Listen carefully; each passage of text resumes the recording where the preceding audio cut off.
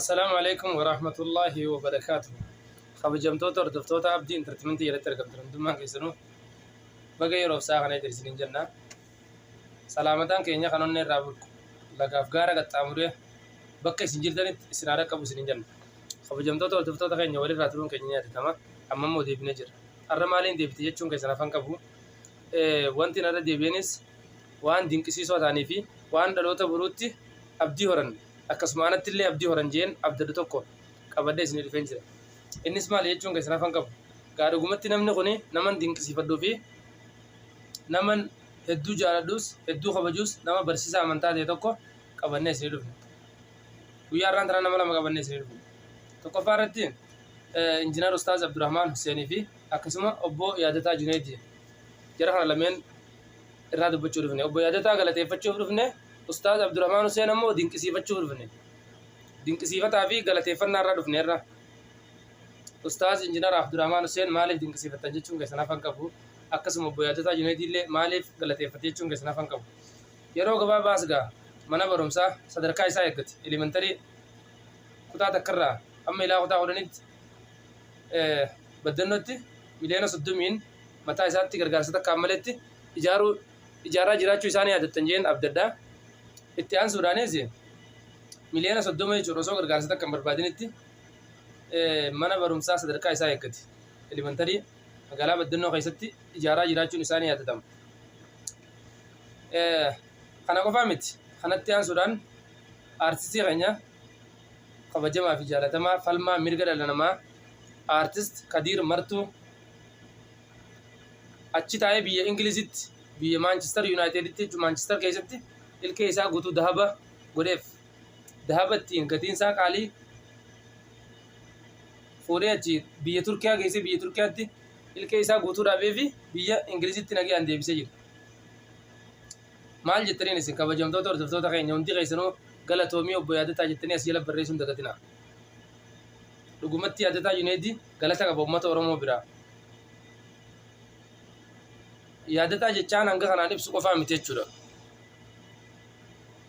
Isin galee Yaadataa waan kanaan ibsamuu miti dhugumatti jechaan isaan ibsuun qabu.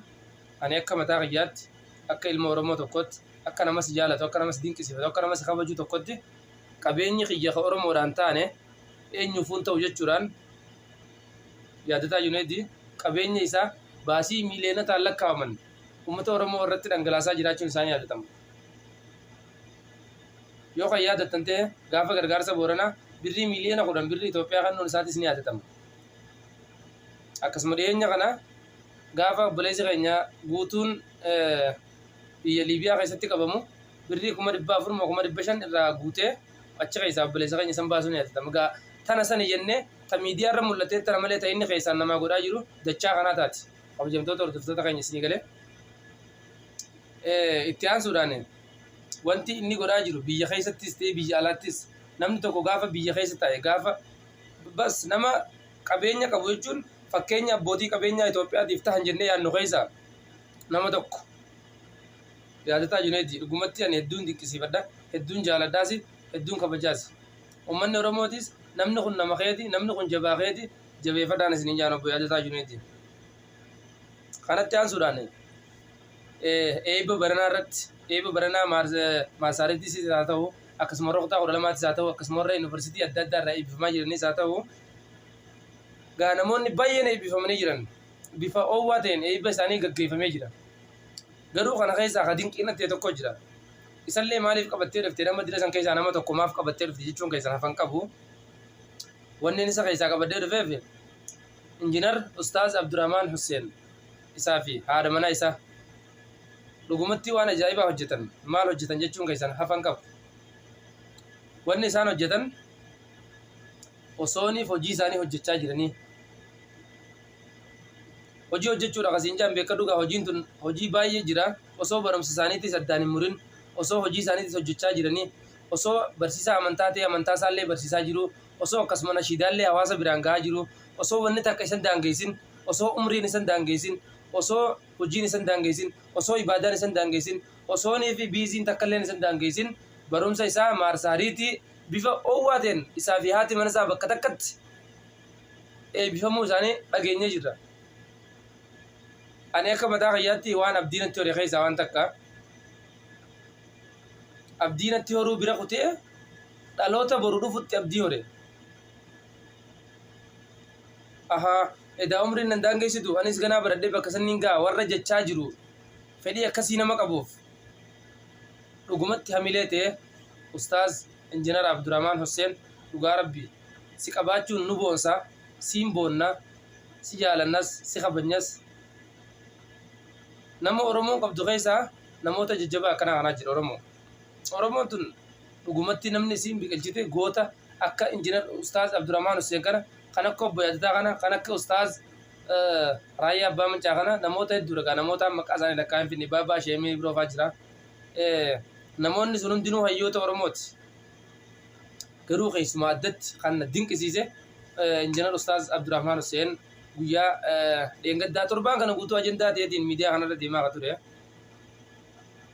Isaa fi haati mana isaa bakka takkatti yeroo maastaariitiidhaan eebbifaman digirii isaanii yeroo jalqabaa osoo hin ta'in digiriin tun lammaffamoo sadaffamoo afuraffana fakkaatti.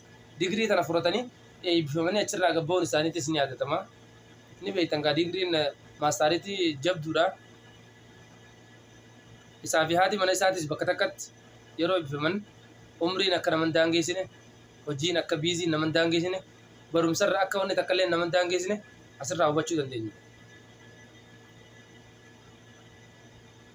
Yaadataa Junaydii wanti inni amma godhe amma yeroo ammaa kanatti takadiir martuu malee ta mana barumsaa ijaaraa jiru malee aartistii